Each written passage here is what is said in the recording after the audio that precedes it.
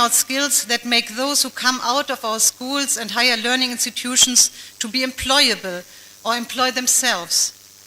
And the failure to sharpen our young people to be innovative, acquire critical thinking, and make them open-minded to embrace a more open and globalized world.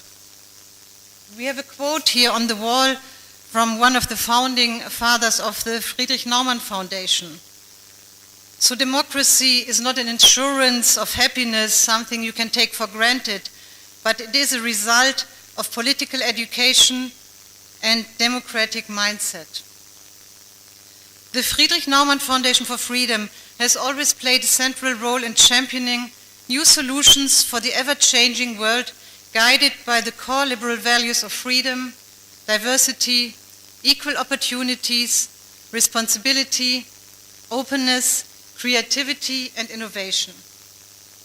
Looking at diverse people who have been invited to this conference to share their insights and thoughts on how best to tackle the current challenges facing our education system, we will develop today and tomorrow recommendations that can be considered by policymakers here in Zanzibar and beyond.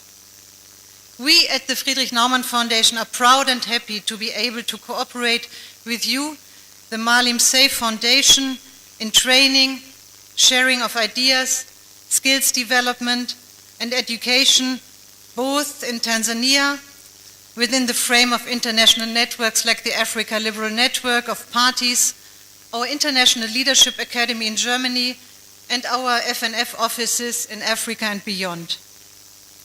MAALIM SEIF always underpinned the importance and crucial role that education can play in transforming societies and change people's lives for the better. At different platforms, he insisted that for Zanzibar to develop it must first address the many challenges that faces the education sector in the Isles. He himself showed the way in his own way on how to address such challenges when he headed the Ministry of Education in the 1970s. It is a befitting tribute for a foundation in his name to choose education as the theme for this year's conference deliberations in honoring his everlasting legacy that transcends beyond the shores of these beautiful islands. I wish the conference well and look forward to inspiring ideas from the broad spectrum of speakers and panelists. Thank you very much. Asanteni sana.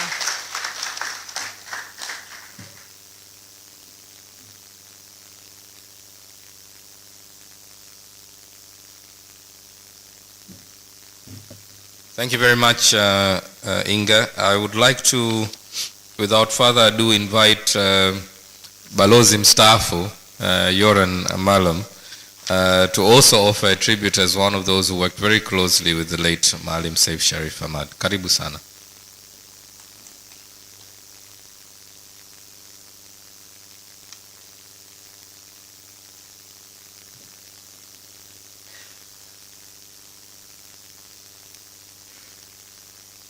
Your Excellency, First Vice President of Zanzibar, my sister, the widow of late MAALIM SEIF, my good friend, honorable ministers and leaders of political parties, acting CEO of MAALIM SEIF Foundation, my good friend Ismail Yusa, distinguished participants, ladies and gentlemen. It is indeed an honor, a privilege to be here today, to participate in the second MAALIM SEIF Legacy Conference. It is an honor, it is a privilege to pay tribute to MAALIM SEIF. A man, a politician, I learned to respect so highly when I was Norway's ambassador to Tanzania so many years ago, 2003, 2007, then I was back in 2010. So many years ago, but it feels like yesterday. MAALIM SEIF, a kind decent man with integrity, humility, and passion. An everlasting passion and dedication to his political goals, hoping that one day every Zanzibari would live in peace and have a good life. He never lost hope. He never gave up. He put hope above despair. He put dialogue above confrontation. With dignity and respect, he listened to others, me included, not always agreeing, but always respectful and open to compromise. Always fighting with peaceful means, despite voices that from time to time told him otherwise. Reconciliation and peaceful means served as his guiding star. Despite the challenges he was faced with, he lived his life with decency and modesty. Yes, he was modest too. If you allow me to be a bit personal, I remember he was visiting Oslo some years ago. He came to my house with Jussa for an informal dinner with typical Norwegian food. He ate all the food that I had prepared. He was especially grateful when we came to dessert. It was a chocolate dessert. MAALIM SEIF really had a taste for Norwegian chocolate. And the whole time he was so easygoing, so relaxed, and yes, modest. And then in 2010, election time in Tanzania, and I was in Zanzibar as an election observer. In the evening, votes should be counted. We were outside the building. In short-term fixes. There is no one piece of legislation, no one executive action that will turn the tide of rising temperatures or break an ongoing drought. We require thoughtful debate, give and take, and the willingness to join hands when national interests and humankind's interests are at stake. These challenges also strain our democracy because there are too many leaders these days who confuse the pursuit of power with the pursuit of public service. They seem to believe that anything which is in their own personal or political interest must necessarily be in the people's best interests. They seem more concerned about their public image than their ideas, their re-election more than the capacity and opportunity to lift people's lives. You can see it in those who use social media not to educate and inform, but to tear their opponents down. Instead of taking conversations about honest differences to the arena on important issues, they convince people that it's good versus evil, lightness versus dark. And that brings us to today and today's gathering. My friends, some of what I've just said might lead you to believe that I am pessimistic, but nothing could be further from the truth. I am profoundly optimistic about the future, and I'm profoundly optimistic about our democratic future. I'm optimistic because I believe there are still leaders and potential leaders out there who are willing to follow the example of MAALIM SEIF. Just look at his life and the way he approached his public service. We're living in a time when there is much harshness, intolerance, and bitterness in the public arena. Well, he was a gentleman who would have had every right to be bitter, a prisoner of conscience, a man expelled by his party, and unfairly denied chances to lead. Yet in all the times that we spoke, I never once detected anger or hatred or vindictiveness. He was always humble but undeterred, modest but unbowed, and the good of the people never left his heart. As we all know, MAALIM SEIF was struck down by COVID-19, And even in his illness, he found public service. While many leaders wanted to conceal the disease, he was among the earliest to speak the truth. He openly admitted when he had COVID so that others might take it more seriously and take steps to protect their families. And perhaps most importantly for these difficult times, we should salute that Maalim Seif was a champion for the essential principles of democracy itself, principles that so many are quick to set aside. He believed in the marketplace of ideas and the importance of debate. He knew that democracy doesn't require unanimity or consensus, but instead it burns brightest when there are constructed and spirited disagreements. In his eyes, the job of a public servant and democratic leader is to bring forth ideas and to offer alternatives. Push them as far as you can and as hard as you can, but without tearing down the system itself. He saw no shame in falling short on any one issue or any one cause, because he knew that democracy requires offering citizens clear choices and constructive alternatives. In other words, my friends, I may be thousands of miles away in a place that's a little bit different from where you sit, but all of us can celebrate the contributions of Maalim Seif. No, we must celebrate them, and we must rededicate ourselves to the democracy he believed in, because it's the democracy that we need. He gave his life to that cause, and we humbly give thanks for his example. So I am optimistic because the memory of Maalim Seif inspires me never to give up. We must find others like him, especially in our youth, because that's how the future gets brighter. So thank you for inviting me to join you, and thank you for honoring his memory.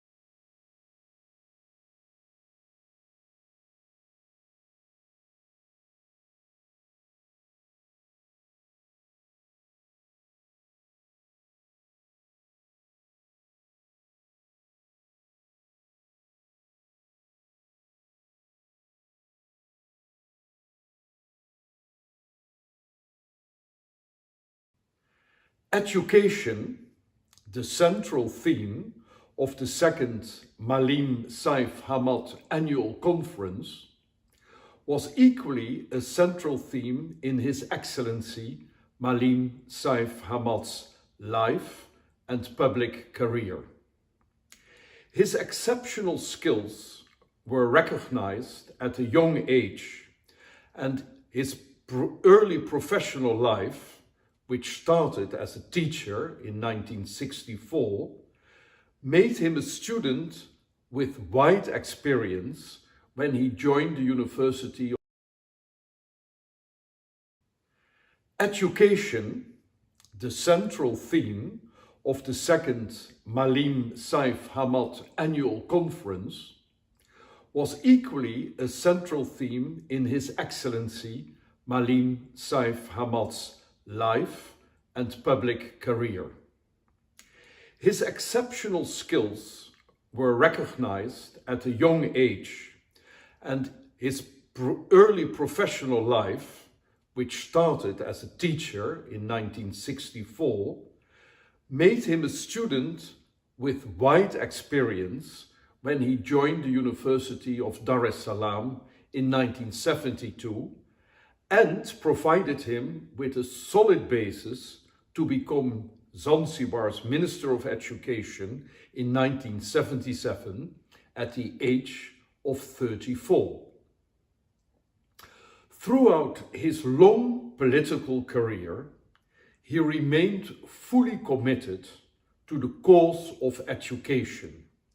And in the numerous conversations which I had with Maalim Seif Hamad in the years 2015, 2018, when I served in Dar es Salaam, the need to continue to work towards enhanced education was always an important part of our exchanges. His Excellency Maalim Seif Hamad left no opportunity pass to encourage students in their quest for further education. Throughout my own personal life, which started in 1978 at the National University of Lesotho, education played a central role as well. And during my posting to Tanzania and the East African community, it was exciting to see the growing interest of Tanzanian students in the Erasmus program of the European Union and in the exchange and scholarship programs of the member states of the European Union. The goals and objectives of this conference, the second Maalim Seif Hamad annual conference, recognize the need to assess education critically on a permanent basis and to continue to improve education both to support socio-economic development and to ensure that future generations will fulfill their potential as human beings in free and democratic societies.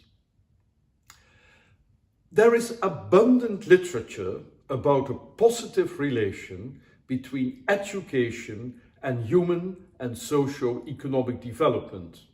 And in this connection, I would like to refer to the chapter on education in the book The Future of Africa, recently published by the founder of the Institute of Security Studies, Jackie Seliers. In this chapter, the central role of education is explained in a concise yet convincing fashion, directly linked to the developments in a wide range of sectors in society. In Europe, we have seen after the destruction of the First and Second World Wars that the quality of education is a key factor in the reconstruction of the fabric of human connections and in defeating poverty. Tanzania is blessed with a rich variety of natural resources and with a resourceful population, and education is a necessary condition for Tanzania to address the ever-increasing challenges that humankind faces as the 21st century unfolds. The accumulated effects of longer-term processes, such as climate change, combined with recent and acute crises, notably COVID and the war in Ukraine, do affect the world as a whole. Our beloved African continent, the United Republic of Tanzania, and of course, the venue of today's conference, Zanzibar. Education to address these crises is a key contribution in the fight for mankind to survive these multiple accumulating challenges, including, in the case of both Zanzibar and my own country, the Netherlands, the expected continuing rise of sea levels. My first visit to Zanzibar was in 1972, in the year that Seif Maalim Hamad started his studies at the University of Dar es Salaam. Ever since, I have followed developments and events at Zanzibar with interest. It was a great privilege to have known Seif Maalim Hamad, one of Zanzibar's most talented sons. I wish the participants of the second Maalim Seif Hamad annual conference productive meetings, which I am sure will greatly assist in the further development of education in the broadest sense in Zanzibar. Asante sana.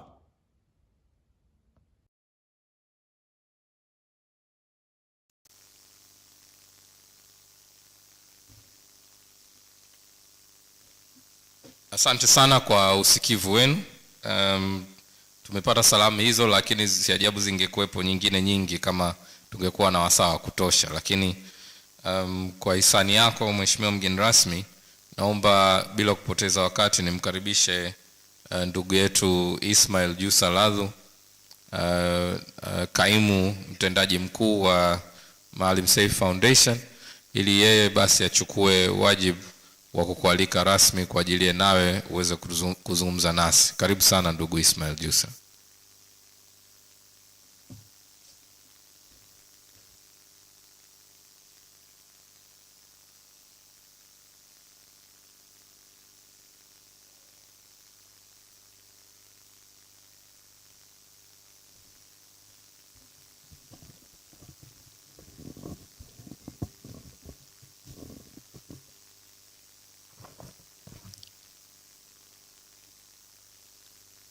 Mheshimiwa makamu wa kwanza wa rais wa Zanzibar,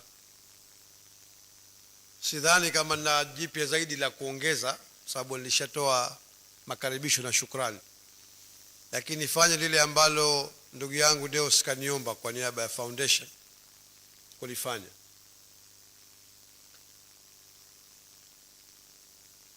Inanipa heshima kubwa sana kutumia fursa hii kumwalika na kumkaribisha mgeni wetu rasmi Mheshimiwa Othman Masoud Othman kuja kutoa hotuba yake ya ufunguzi. Lakini kabla sijamuita hapa juu, kuna kitu kimoja nataka nikiseme kutoka moyoni, kwa sababu najua yeye hata kisema. Huwa tuna lugha zetu Zanzibar kutokana na utamaduni wetu, na katika hili napenda nirejee kwamba tunaamini huko alikolala Maalim Seif Sharif Hamad, leo roho yake itakuwa radhi sana kwamba shughuli hii inafunguliwa na mtu kama Mheshimiwa Othman Masoud Othman. Nasema hivi kwa sababu tunajua wengi Mheshimiwa Othman hakuwa katika siasa, alikuwa katika utumishi serikalini. Lakini hata wakati huo wengi labda walikuwa hawajui, Mheshimiwa Othman alikuwa mmoja katika watu wa karibu sana na Maalim Seif Sharif Hamad na akimwamini sana. Mara nyingi mimi nikipewa fursa ya kutumwa katika mambo ambayo alikuwa akihitaji ushauri kwa mambo mbalimbali hasa katika sheria. Lakini naamini vile vile atafurahi zaidi kwa sababu mkutano huu maudhui yake ni suala la elimu. Na naamini wengi wanaomfahamu Mheshimiwa Othman watakubaliana na mimi kwamba kama kuna mtu ambaye Zanzibar kwa sasa tunaye mwenye maarifa makubwa na mambo mengi na mwenye kuwa na dira ya vipi Zanzibar tunaweza kukwamuka tukitumia elimu, basi mmoja ni Mheshimiwa Othman Masoud Othman. Kwa hivyo nadhani mbali ya kwamba yeye ni mmoja katika waasisi wa taasisi hii, lakini ni faraja kubwa leo kupata nafasi hii ya kumsikia kutoka katika kinywa chake nini anataka kutuambia kwa mtazamo wa foundation, lakini pia kwa mtazamo wake kama kiongozi wetu katika nchi, akiwa ni makamu wa kwanza wa rais wa Zanzibar. Vipi analiona swala hili hasa katika maudhui ambayo tumeyachagua kwa mwaka huu, ambayo tumesema ni elimu na ukuzaji wa vipaji, ubunifu na uwezeshaji. Naamini tutayasikia mengi kutoka kwake na tutafaidika sana sana, na naamini pia atachangia sana katika mjadala ambao tutakuwa nao ndani ya siku mbili hizi. Baada ya kusema hayo, kwa heshima kubwa sana na kuomba rasmi Mheshimiwa Othman Masoud Othman uje jukwani utupe maarifa na weledi ulionayo na kisha utufungulia rasmi mkutano wetu mkuu huu wa pili wa Maalim Seif Foundation katika kuadhimisha na kuyaenzi maisha ya mzee wetu Maalim Seif. Karibu sana Mheshimiwa Othman.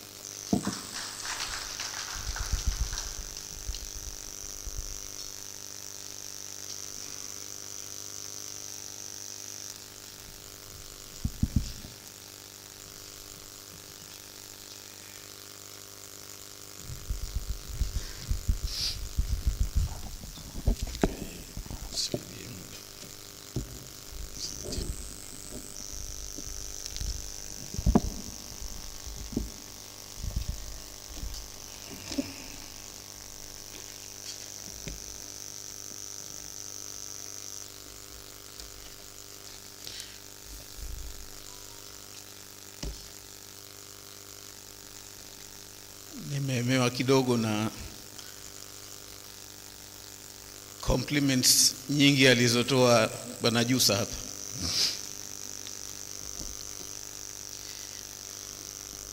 Ndugu kaimu mtendaji wa taasisi ya Maalim Seif Foundation,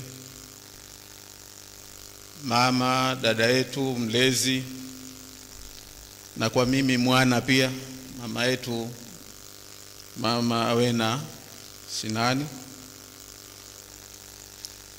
waheshimiwa mabalozi,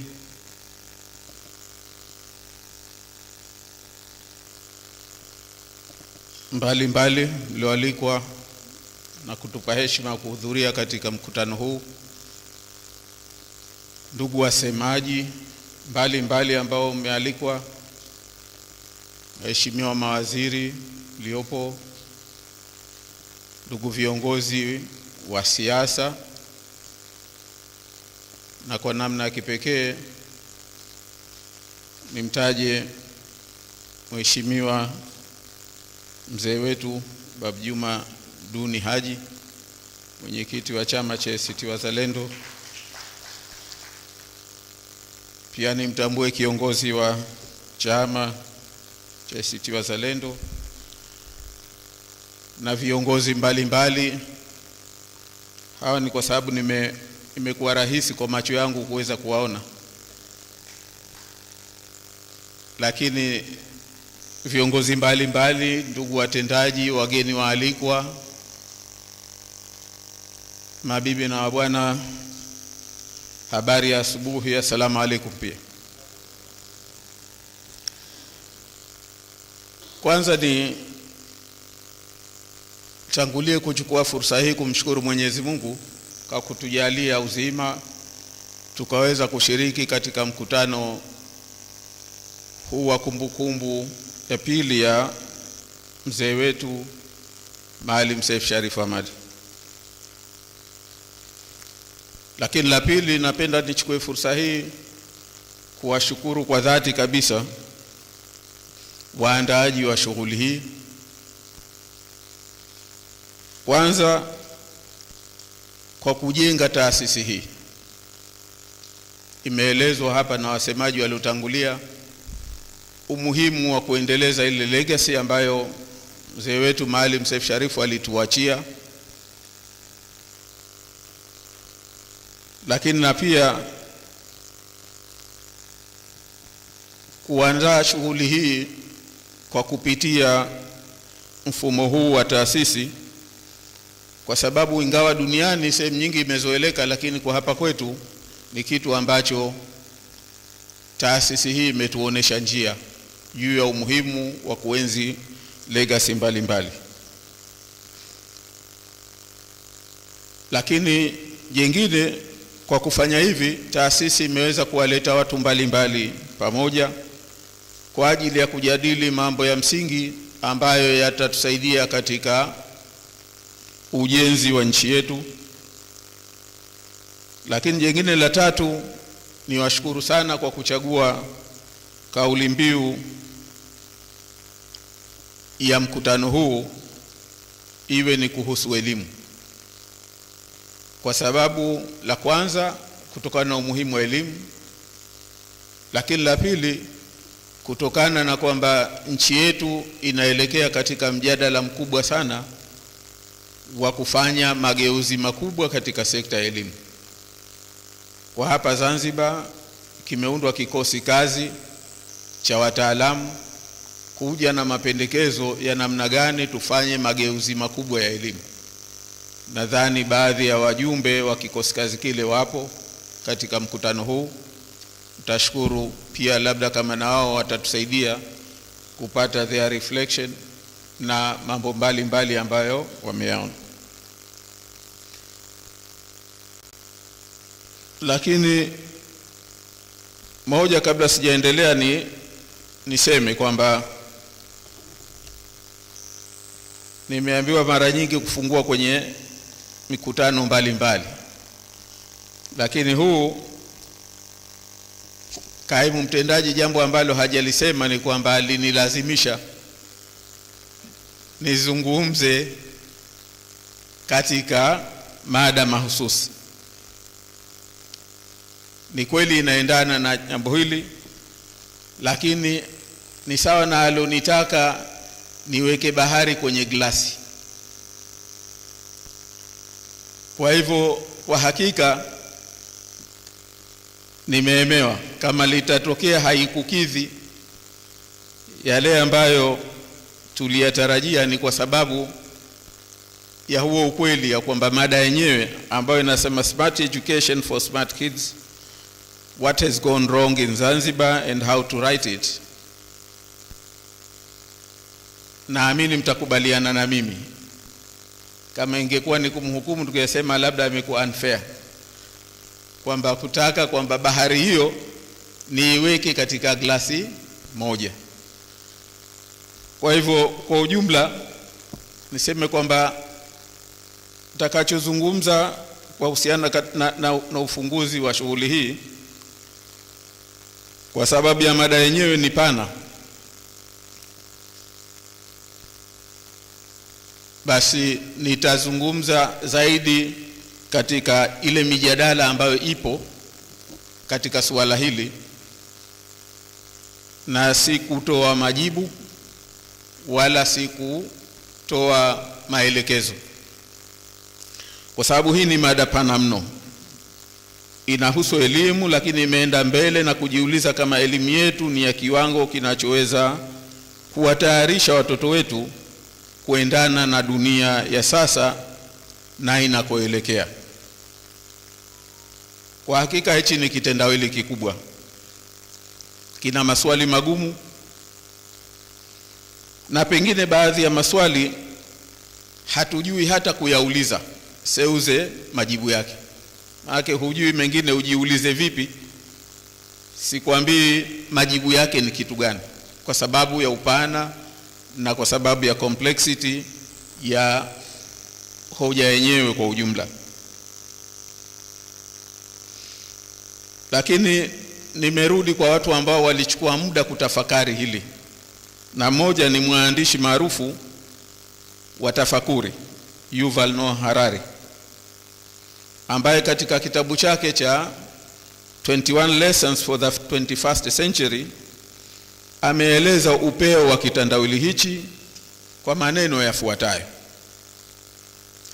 kwamba humankind is facing unprecedented revolutions. All our old stories are crumbling and no new story has so far emerged to replace them. How can we prepare ourselves and our children for the world of such unprecedented transformations and radical uncertainties? Mimi nadhani nilipotafuta maneno haya yamesummarize the paradox, yamesummarize kitandawili kigumu cha elimu na namna kuwatayarisha watoto wetu katika tunakoelekea. Miongoni mwa masuala magumu yanayoyatanabahisha ni kuwa, na ambayo ametaka tu nadhani ni sawa kwamba kujiuliza masuala haya au kutafakari wakati tunaelekea kwenye hayo mageuzi. kwamba mtoto ambaye atazaliwa leo 2022, kwa sababu sera ambayo tutaitayarisha leo, mageuzi ambayo tutayarisha leo, bila shaka ni kwa watoto ambao wa leo au wanaozaliwa leo na kuendelea. Lakini anachouliza ni kwamba mtoto anayezaliwa leo, maana yake itakapofika 2050, by the year 2050 atakuwa na umri wa miaka 30.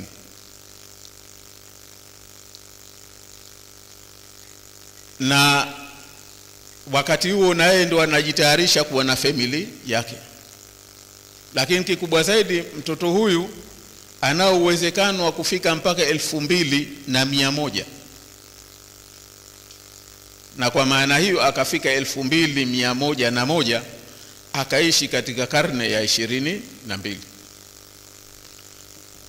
Sasa cha kutafakari nini hapa ni kwamba hebu tuangalie miaka 10 au 20 tu iliyopita, mageuzi yaliyotokea katika dunia. Hebu tu imagine kwamba huyu tunayemtungia mageuzi haya, sera hizi, ni kwamba ni mtu ambaye ataishi mpaka karne ijayo. Kwa hivyo kuna hitaji tafakuri kubwa katika kuli. Lakini kikubwa zaidi ni kwamba kabla ya uvumbuzi mkubwa katika mawasiliano na teknolojia ya habari, mabadiliko ya dunia yalikuwa yakienda kidogo kidogo sana.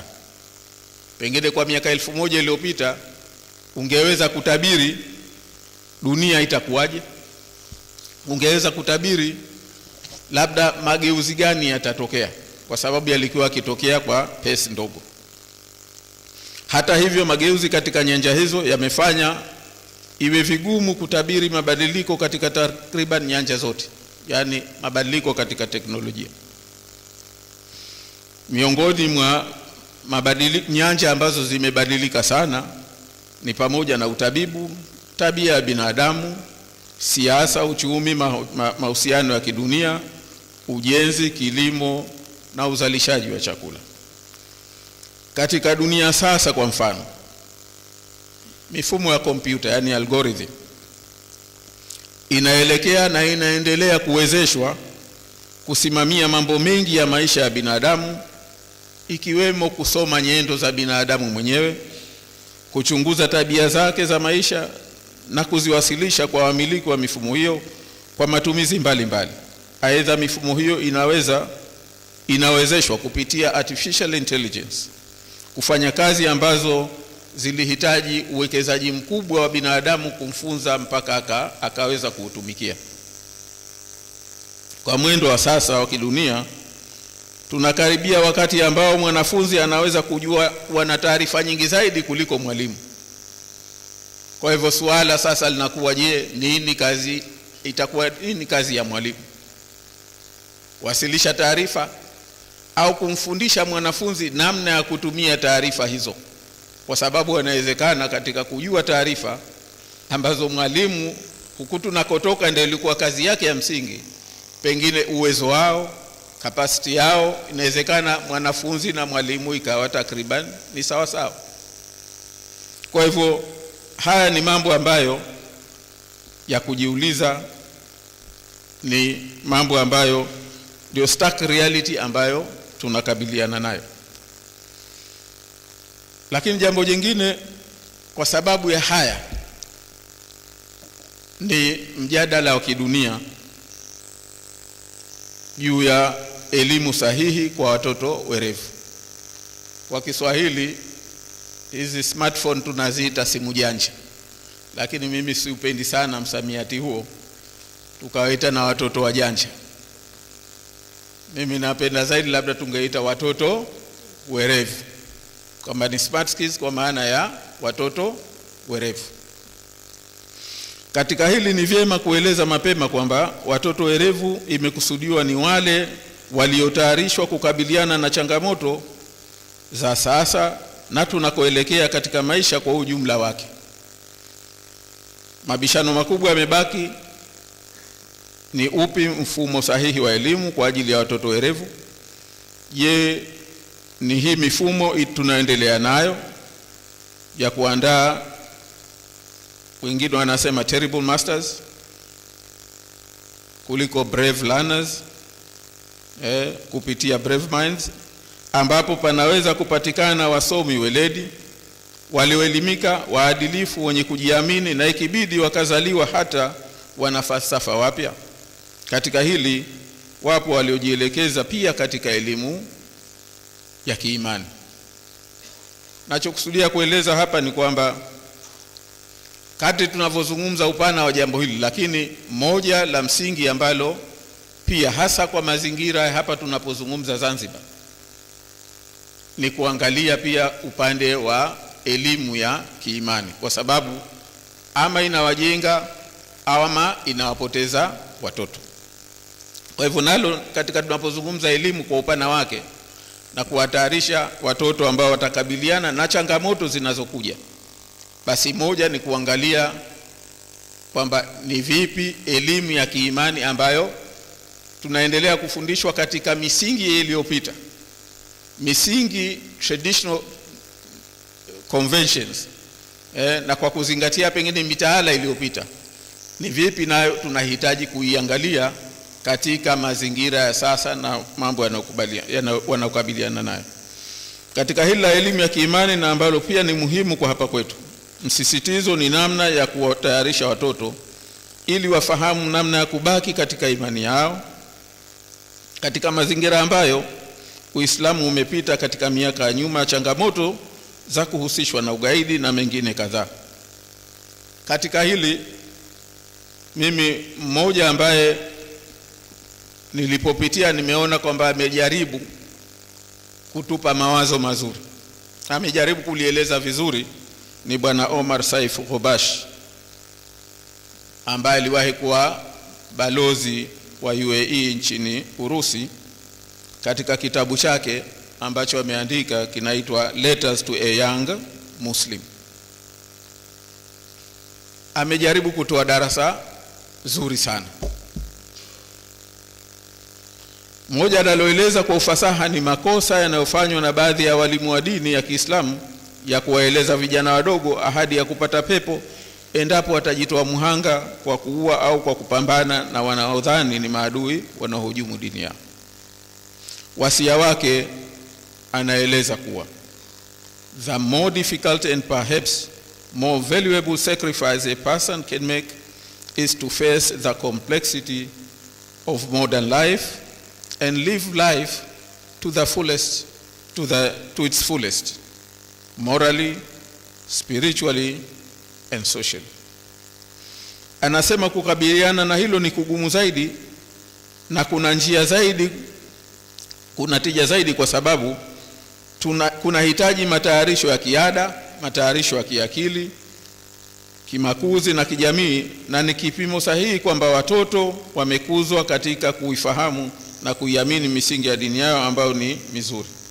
Hivyo ni wasia wake kwamba wazazi na walimu wachukue juhudi maalum ya kufahamu changamoto walizonazo watoto wa kizazi hichi ambacho ni tofauti mno, changamoto hizo na changamoto walizokabiliana nao katika wakati wao.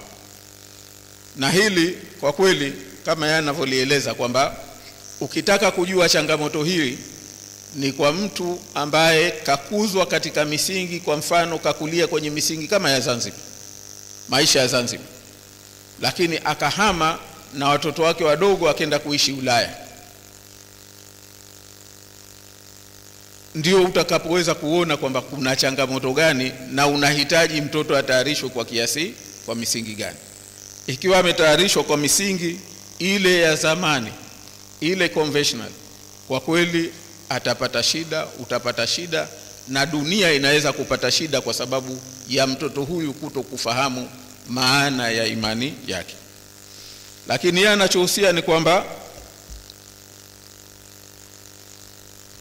katika hili ni vizuri watoto wafundishwe, wajue historia ya mambo mbalimbali. Anapoambiwa kujitoa muhanga, ajue kwamba hili lilizungumzwa wakati gani, katika misingi gani, na kwa nini walioli advocate.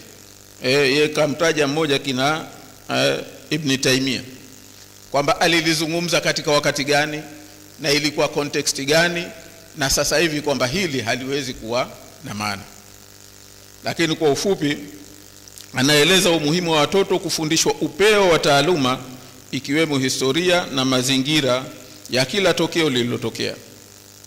Kikubwa zaidi anasisitiza vijana wajifunze kuwa na upeo mpana sana wa dunia, na ameliunganisha hilo na hata ule wito wa Mtume Muhammad sallallahu alaihi wasallam aliposisitiza kwamba watu watafute elimu hata kama ni China, wakati ambako China wakati huo hakukuwa na elimu ya dini.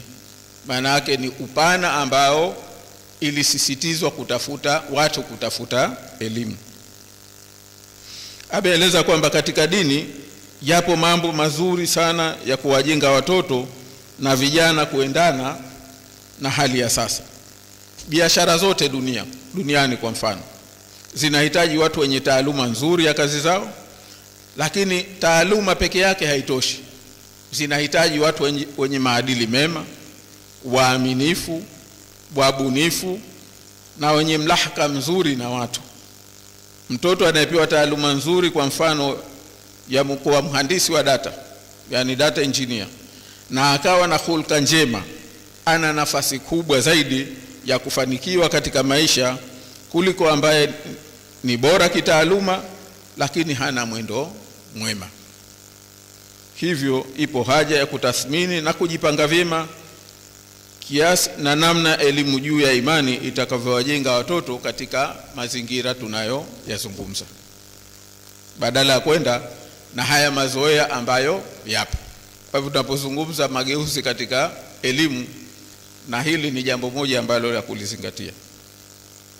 Lakini swala jingine katika jambo hili ambalo ni swala gumu au ni kitendawili, ni tunapozungumza smart education kwa ajili ya smart kids, swala ni elimu, taaluma ipi ni bora. Miongoni mwa vitendawili vikubwa katika bahari ya sasa elimu ni juu ya ipi ni elimu bora au taaluma bora. Nchi gani yenye ubora elimu, na kinachohitajika nini kuwa na elimu bora. Mambo haya matatu ni masuala muhimu sana. Katika wengi ambao hili nalo limeelezwa na watu wengi sana, kama kuna eneo ambalo limezungumzwa sana, limeandikiwa sana, limefanywa utafiti sana, ni eneo hili. Lakini mimi nimechukua yale ambayo limesummarize Amanda Ripley katika kitabu chake The Smartest Kids in the World and How They Got That Way. Yamefafanua ugumu wa kitendawili hichi kwa utafiti mkubwa katika nchi na mifumo mbalimbali ya kidunia. Miongoni mwa hoja alizozitafiti ni pamoja na ni nchi gani yenye elimu bora, ili labda iwe kigezo. Anasema kwamba kwa miaka mingi nchi ya Marekani na Ujerumani zilichukuliwa kuwa nchi zenye elimu bora kabisa duniani. Nchi ya Japani nayo ilijiona hivyo hivyo, na kwa hakika nchi kadhaa nazo zilijiweka katika nafasi ya kwamba zina elimu bora.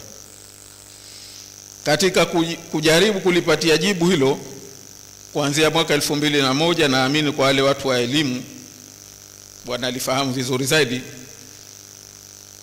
kwamba chini ya usimamizi wa Organization of Economic Cooperation and Development OECD ilidhamini mfumo wa kuwafanyia majaribio kwa wanafunzi wa kidunia ili kujua uwezo wao.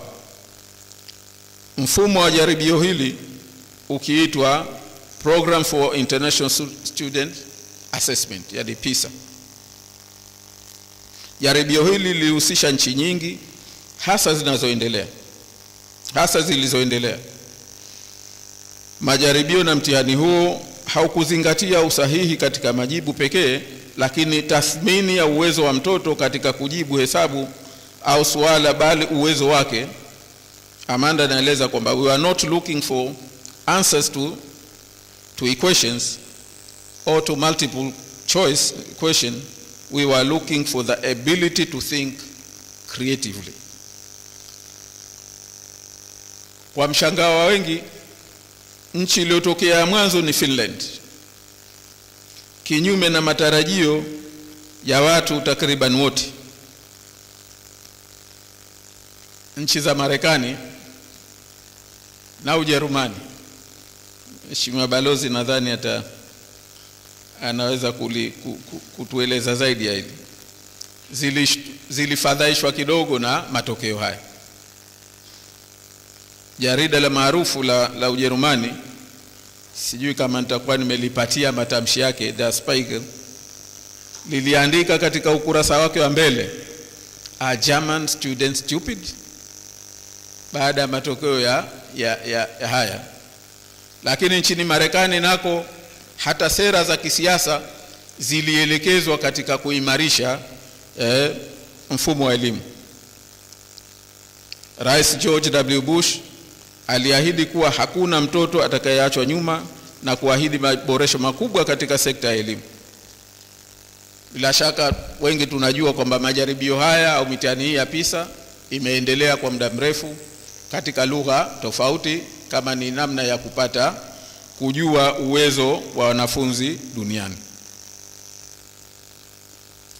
Baada ya tathmini hii, moja lilokuwa wazi ni kuwa kila nchi ina mapungufu yake, lakini pia ilizaa kitandawili chengine cha kuwa kwani elimu bora ni ipi? Kwa ufupi, mfumo wa kuwapima wanafunzi kidunia ulizingatia zaidi uwezo wa wanafunzi kujua wanataka nini, kuwa na uwezo wa kufikiri, uwezo wa ubunifu na uwezo wa kutumia elimu yao katika mazingira wanayokabiliana nayo. Swala la elimu ipi bora halikupata makubaliano kwa ujumla wake. Hata hivyo, yapo baadhi ya mambo wengi duniani wanakubaliana nayo. Miongoni mwa mambo hayo ni kwamba elimu bora inategemea mambo kadhaa, ikiwemo aina ya wazazi na walezi.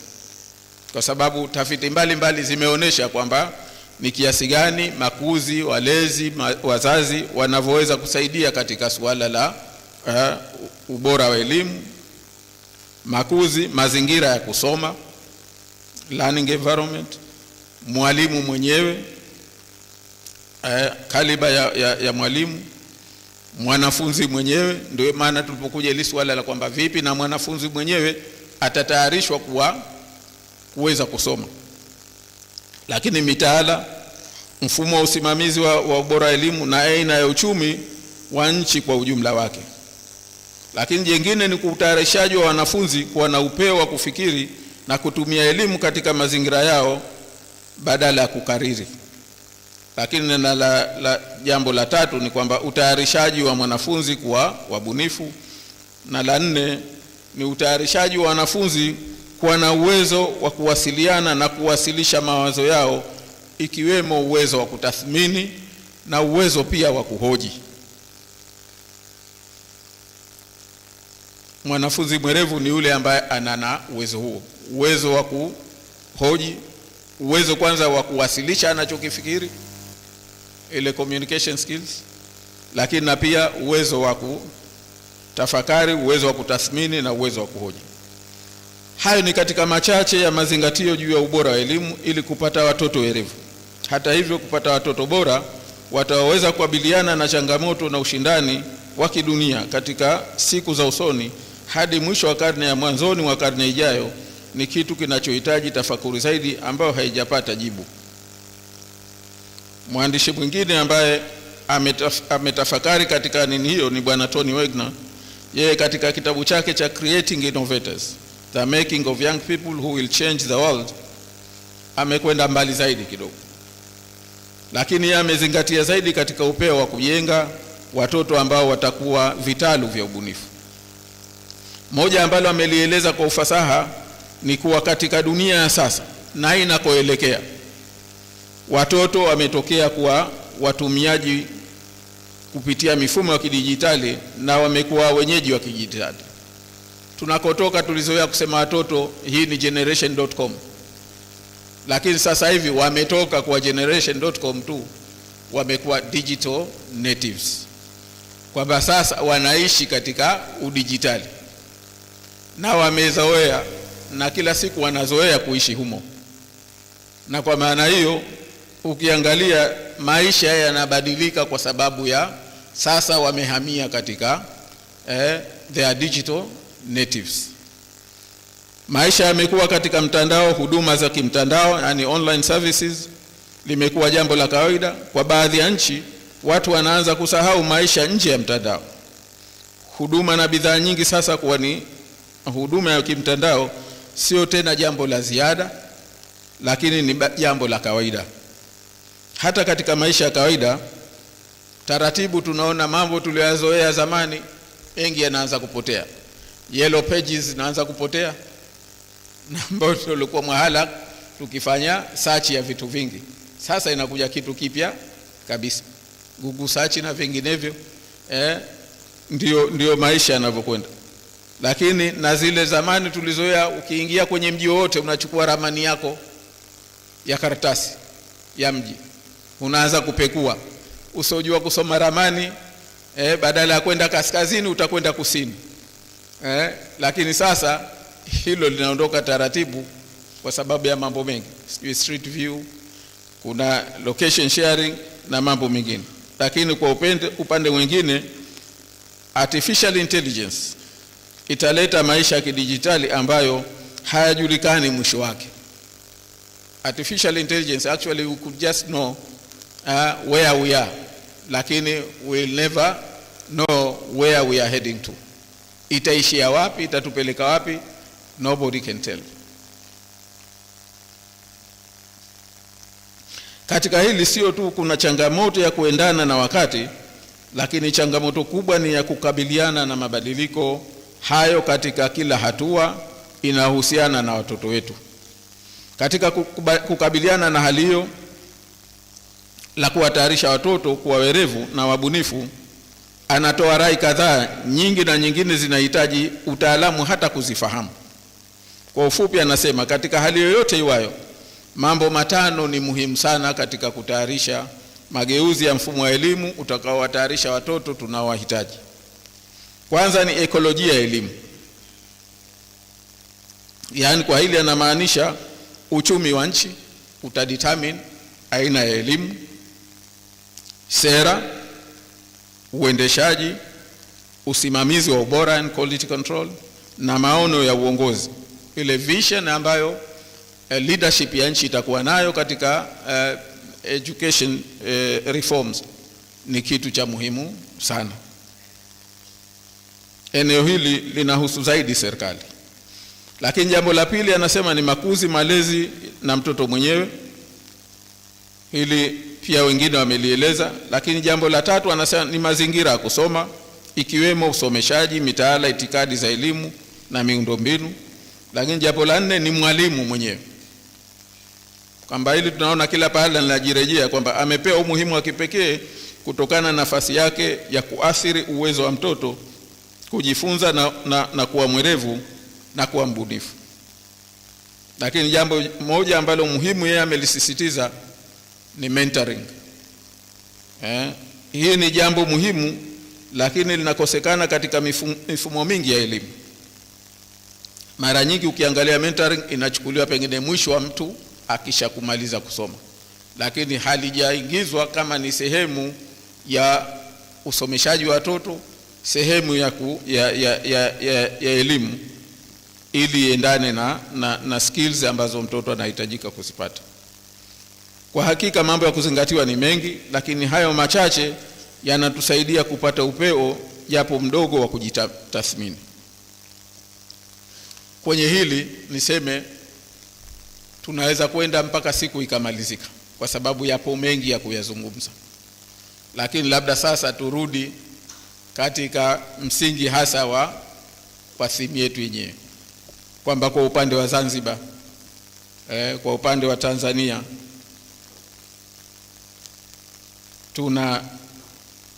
tunafanyaje katika hili. Mimi nalizungumzia zaidi tunakotokea Zanzibar.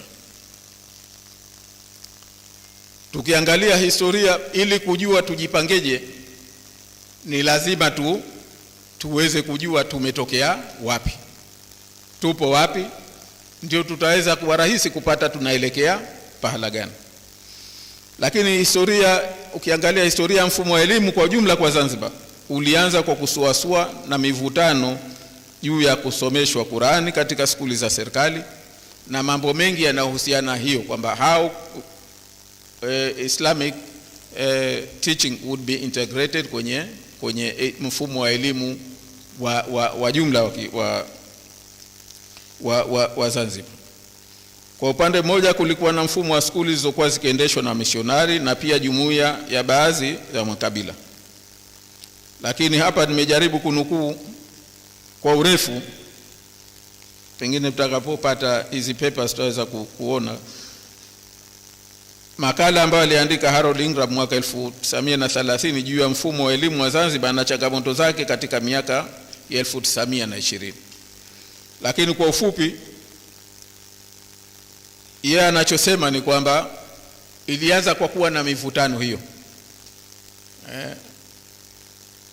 lakini hatimaye ukapatikana mwafaka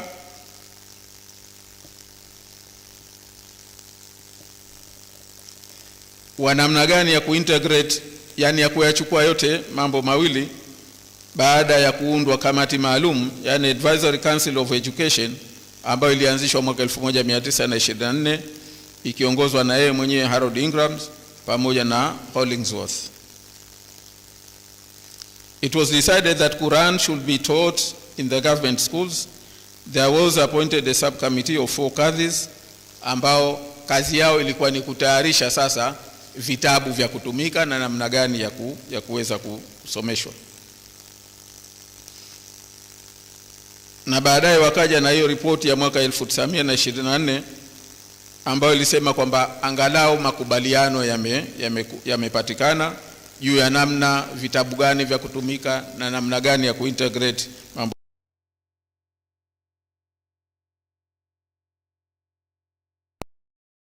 Katika swala la elimu lilikuwa ni ripoti ile ya mwaka 1938 iliyotayarishwa na bwana Wilson pamoja na Percival, ambayo ilikuwa imeeleza mwelekeo wa elimu kwa Zanzibar kwa kiasi kikubwa. Ilikuwa ni ripoti ndefu yenye karibu kurasa 200 ambayo eleza ni kwa kiasi gani kulikuwa na ukinzani katika sehemu za vijijini, lakini pia na mafanikio ambayo yalipatikana sehemu za mijini katika kuanzisha misingi ya elimu. Kwa ufupi, ukiachia changamoto hizo, lakini mfumo wa elimu ulifuata mwelekeo wa elimu katika nchi za makoloni yote ya Uingereza, ambao ulijikita na kuzingatia zaidi mahitaji ya watu ya wakati huo, zaidi ya kupata walimu, karani, kada kadhaa za kitaalamu zilizohitajika wakati ule. Kwa kiwango cha wakati ule, mfumo huu ulizalisha wataalamu wa kada nyingi ambao kwa kiwango cha Afrika na makoloni mengine ya Uingereza, Zanzibar ilionekana imepiga hatua kubwa. Lakini eneo moja ambalo Zanzibar kwa wakati ule ilikuwa ikivuma sana lilikuwa ni swala la elimu ya dini, taaluma ya dini, na namna gani Zanzibar ilivyoishia ikawa ni kituo cha elimu na taaluma ya dini. Na hapa kuna maandiko mengi yaliyokuwepo ambayo yanaonesha mchango wa watu kama mwanazuoni maarufu bwana Ahmad bin Abi Bakr bin Sumaid, na jinsi gani alivyoweza kuchangia kuwaleta na kuiunganisha Zanzibar na taaluma na maulama wakubwa katika elimu ya dini na kuifikisha Zanzibar ikawa sehemu ya dunia au kama kitovu cha elimu ya dini ya Kiislamu duniani.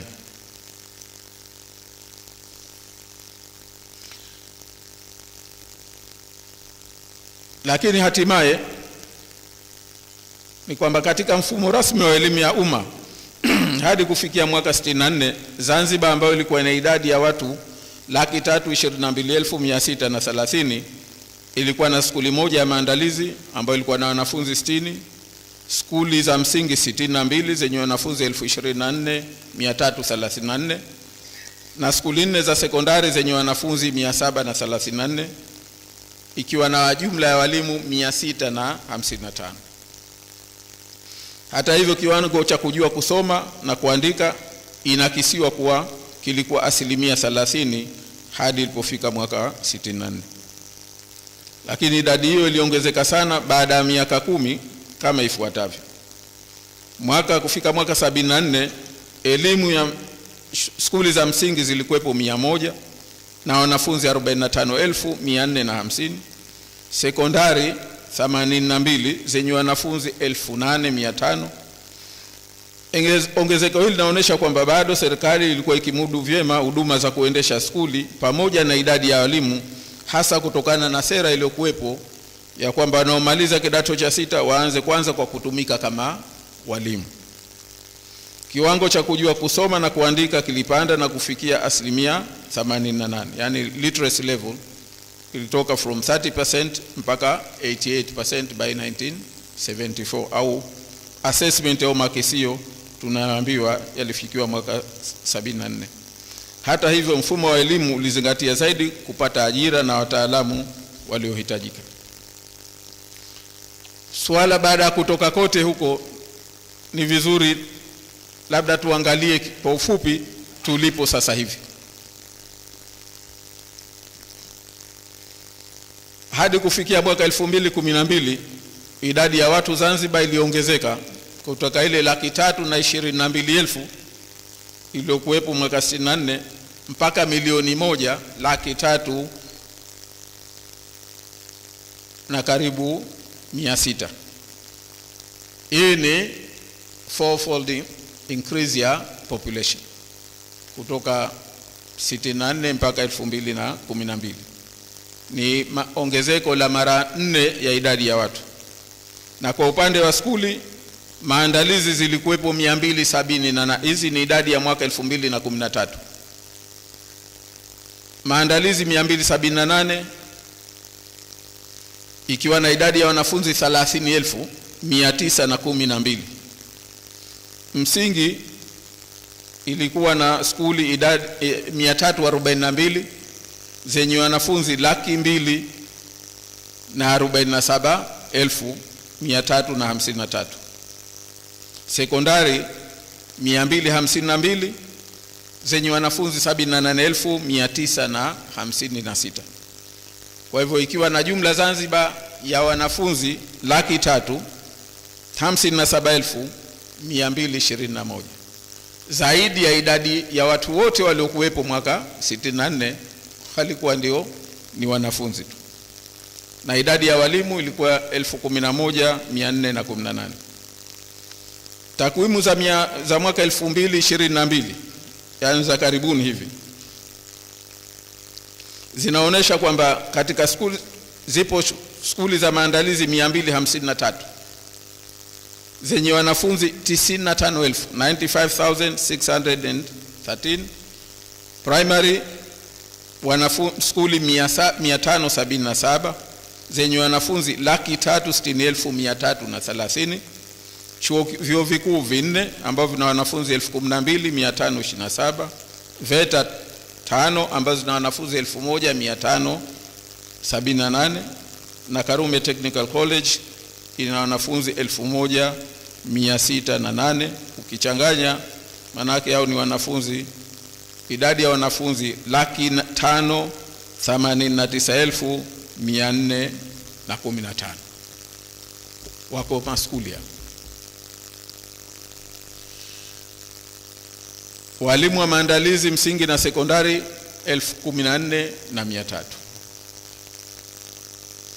Moja ambalo limejitokeza wazi katika mawimbi la mabadiliko ni kwamba kwa miaka 10 iliyopita mwelekeo ni kuwa, jambo jingine labda niseme la kutanabahisha, ni kwamba trendi zinaonyesha kwa miaka 10 iliyopita enrollment ya wanafunzi katika kuanzia pre-primary, primary na secondary, enrollment ya wanafunzi wa kike ni kubwa zaidi kuliko watoto wa kiume. Na hata idadi ya walimu wa kike wanaongezeka katika pre-primary na primary ni kubwa zaidi kuliko walimu wa kiume vile vile. Lakini jambo la msingi pia kuzingatia ni kwamba mambo yafuatayo yanaweza kueleza pale tulipo, kwamba idadi ya wanafunzi katika ngazi zote imeongezeka tena, imeongezeka sana ikilinganishwa na miaka ya nyuma.